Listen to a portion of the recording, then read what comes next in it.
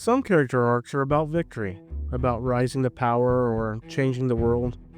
Arthur Morgan's was never going to be that, because from the very first mission, before the gang fractures, before the coughing, before the blood, you feel it in the wind that cuts through the snow, in the silence between Dutch's commands. Arthur isn't on the rise, he's on his way out. Not because he's weak, but because he's just done. He just doesn't know it yet. Rockstar could have made him a legend, another loud, wild gunslinger carving his name into the mountains.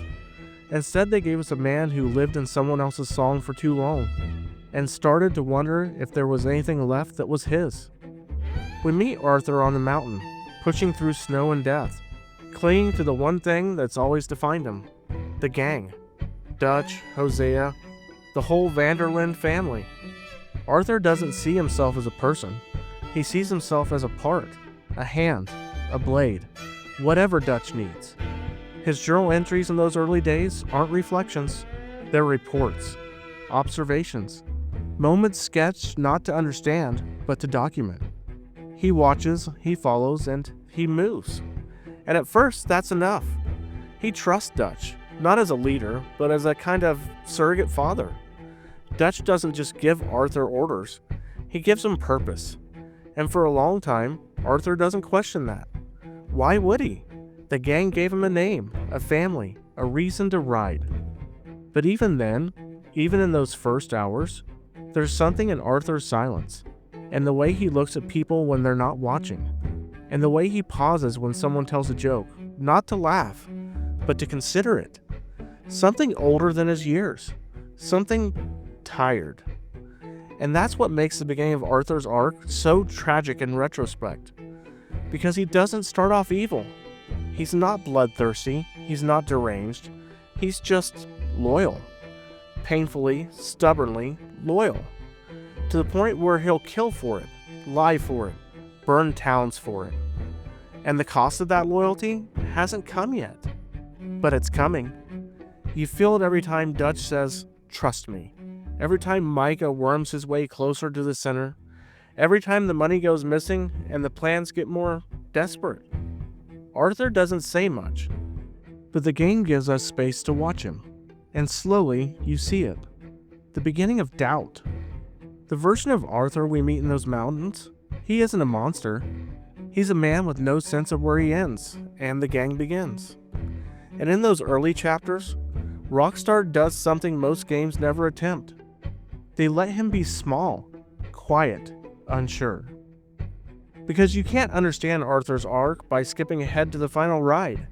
You have to start here, in the snow, before the coughing, before the choice. Before the man begins to wake up inside the enforcer's skin. Arthur Morgan doesn't wear a uniform. He wears a hat, a revolver, and the weight of a dying ideology. But make no mistake, he is a lawman of sorts.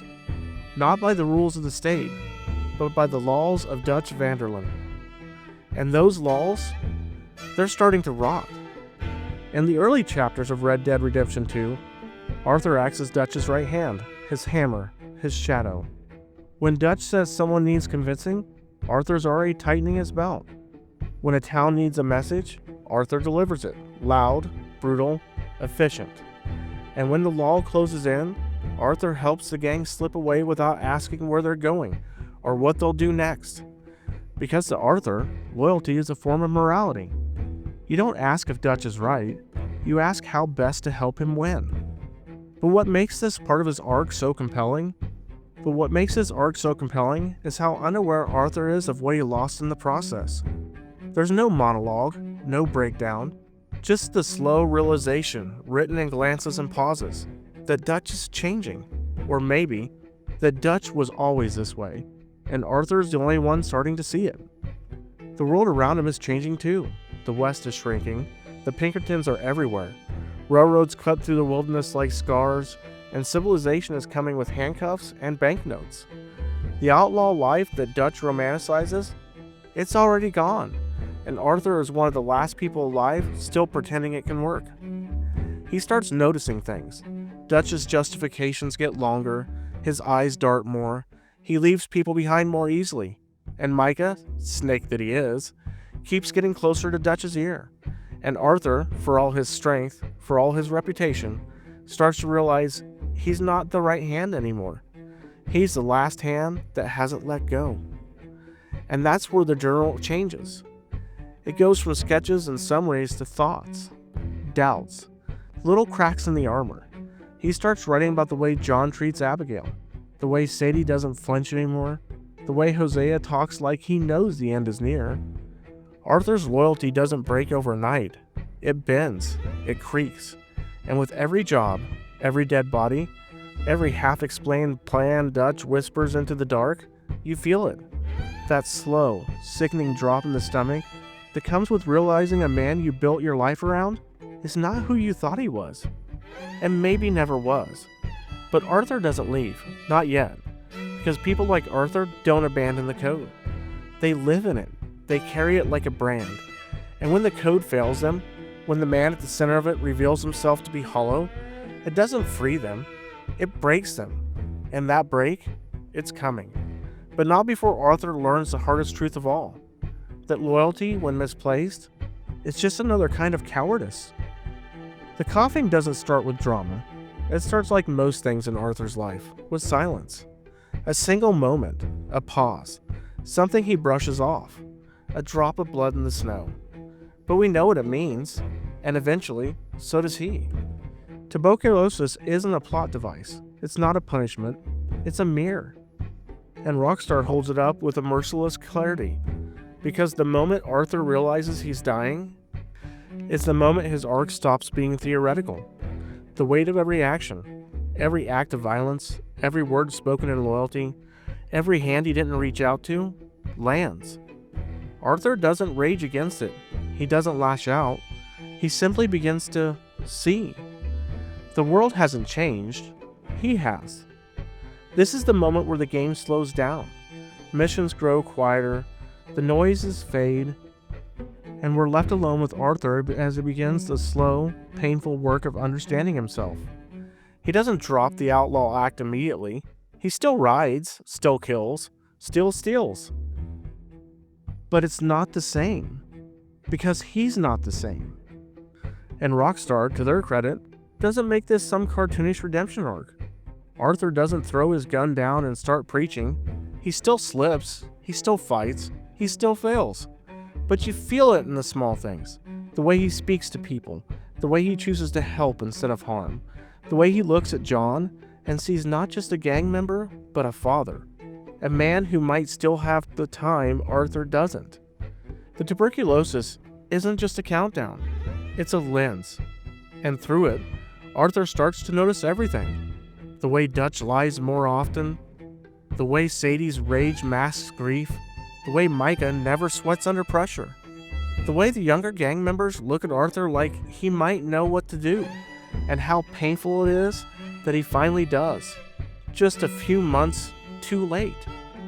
And he writes. God, he writes. The journal transforms. It stops being record keeping and starts becoming a confession, a ledger of failure, a plea for forgiveness written to no one. And it's in those pages, not the missions, not the gunfights, where Arthur's arc becomes unforgettable. Because we see it happen in pencil and dirt, and crooked sketches and raw half sentences. Arthur Morgan begins to die. And in doing so, he finally starts to live. When Arthur realizes he's dying, he doesn't talk about it much. Not to Dutch, not to the gang, not even to the player. He just starts acting different. And it's not dramatic, it's not cinematic. There's no slow zoom or cutscene that tells you, here's where Arthur Morgan becomes a better man. Rockstar doesn't mark the moment because real change, it doesn't announce itself. It seeps in quietly, one decision at a time. You can still play unlike the old Arthur, violent, cold, and transactional, but the game starts nudging you in another direction. You get chances to stop, to help people, to walk away. And the most powerful part of his arc isn't that the game forces you to take them. It's that it trusts you to choose. And when you do, When you start helping people who won't remember your name, when you start saying no to Dutch, when you start looking at John and Abigail, at Jack, and seeing a chance to protect something instead of destroying it, Arthur becomes something we almost never see in games. A man trying to leave behind a life he knows he won't live to see. Because that's the key to Arthur's redemption. It's not about being forgiven. It's not even about atoning. It's about making sure someone else doesn't repeat his mistake. It's about planting a seed you'll never see grow and doing it anyway. The relationship with John becomes central here, not just because of what we know happens in Red Dead Redemption, but because Arthur finally sees John the way Hosea once saw him. A younger man, full of pride and mistakes, still stupid enough to think there's always one more time. And when Arthur says, "Don't look back," it's not just advice, it's a confession. He knows what looking back has cost him, and he doesn't want that for John. So he starts pushing him, telling him to run, to take Abigail and Jack and get out. Not in a blaze of glory, but in the quiet, honest way that real love looks. A kind of love Arthur never had for himself, but found just enough strength to give to someone else. And the more he gives, the more we see it. This is who he always could have been. Not a killer, not a legend, just a man with calloused hands and enough decency left in him to try. Not because it changes the past, not because it saves the future, but because it's the right thing to do. Even now, even this late, especially this late. Arthur's final ride isn't a set piece, it's a ritual. The music swells, the camera pulls back, and for once, there's no one chasing you. No shootout, no urgency, just Arthur, riding through the fading light, while That's the Way It Is plays in the background, and everything he's done finally catches up. This isn't the sprint to the finish, it's the walk to the edge. Because Arthur knows. He's known for a while now. The blood in his lungs, the war in his soul, it's not going to end with salvation. But maybe it doesn't have to. Maybe it just ends with honesty. That's what makes the ending of Red Dead Redemption 2 so devastating. Because it isn't just an ending, it's a judgment, a final measure. Not of what you accomplished, but how you carried yourself once you knew the clock was running out. If you played Arthur cruel, he dies choking on rage and regret, alone and unforgiven. But if you play him kind, if you tried to help the widow, saved the man from the wolves, spared the rival, stood up to Dutch, he dies looking at the sunrise. Not in glory and not in triumph, but in stillness and peace. And that's what he wanted. Not heaven, not redemption. Just the quiet dignity of having finally done something right. The final hilltop, Arthur's place of death, isn't marked on the map. There's no monument, no shrine, and that's what makes it perfect. Because this wasn't a death for the world. It wasn't a symbol. It wasn't a message. It was just a man finally free. Of Dutch, of the gang, of his own guilt. And the beauty of it is that this game doesn't tell you to mourn. It doesn't ask for grief. It just lets it land, quietly, the same way Arthur lived his last months. Soft, slow, and honest. We don't get to watch the funeral. There's no cinematic eulogy. The sun just rises and the world keeps moving. Because Arthur doesn't try to be remembered. He was trying to be decent one last time. And that, more than any kill count and more than any treasure, more than any outlaw myth, is what makes his arc unforgettable. He didn't die a legend. He died better than he lived. And in doing so, he reminded us that sometimes the most meaningful stories don't ask us to save the world. They ask us to leave it gently. Arthur Morgan didn't change the world, but he changed the standard. Before Arthur, we expected power fantasies from our protagonist. Unstoppable heroes. Anti-heroes with swagger and one-liners. We expected games to give us men who didn't flinch, who didn't break, who didn't cry unless it was during the credits and the scene had already faded to black. But Arthur didn't need to be loud. He didn't need a redemption arc tied to saving the world. He didn't become a hero because the game told us to believe he was one. He became a hero because he chose to be better when it no longer mattered. That's the heart of it. the gravity of his arc. When he wasn't trying to impress anyone, he wasn't chasing glory, he was dying. And in the face of that, he chose kindness, mercy, forgiveness. He chose to see people, to save John, to protect Jack, to apologize to Mary Beth, and try to give Sadie a future that wasn't filled with bullets. He took that time he had left and poured it into other people, not because it would redeem him, but because it is what makes him unforgettable. Because Arthur Morgan doesn't haunt us like a ghost. He doesn't reappear in future games. He doesn't become a myth whispered across the West. He becomes something much rarer, a shadow we measure other stories against. He's the reason we now look at morally great characters and ask more of them. He's the reason we want our games to take their time, to let their protagonists breathe, to fail, and still try again. He's the reason we see emotional weight not as weakness, but as substance. Arthur's death wasn't the end of something.